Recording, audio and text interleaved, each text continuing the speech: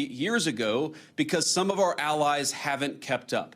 As China and Russia have taken greater and greater interest in Greenland, in this base, in the activities of the brave Americans right here, we know that too often our allies in Europe have not kept pace. They haven't kept pace with military spending, and Denmark has not kept pace in devoting the resources necessary to keep this base, to keep our troops, and in my view, to keep the people of Greenland safe from a lot of very aggressive incursions from Russia, from China, and from other nations. Now, President Trump, as he says all the time, and as a lot of people recognize, is a president of peace. We want to have good relationships with everybody. That includes, even to the extent possible, the Chinese and the Russians. But part of having good relations is showing your strength when you have to.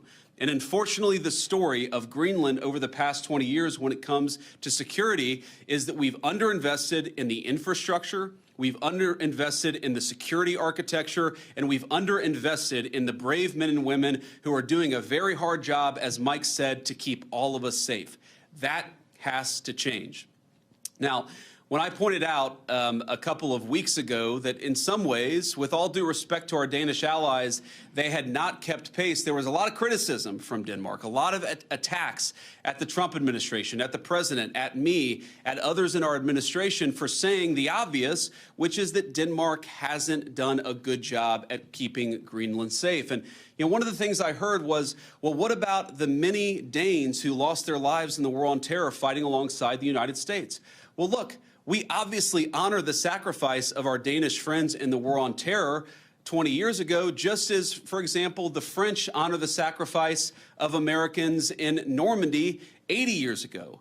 But recognizing that there are important security partnerships in the past does not mean that we can't have disagreements with allies in the present about how to preserve our shared security for the future. And that's what this is about.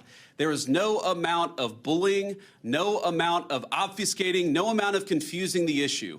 Our message to Denmark is very simple. You have not done a good job by the people of Greenland. You have underinvested in the people of Greenland, and you have underinvested in the security architecture of this incredible, beautiful landmass filled with incredible people. That has to change. And because it hasn't changed, this is why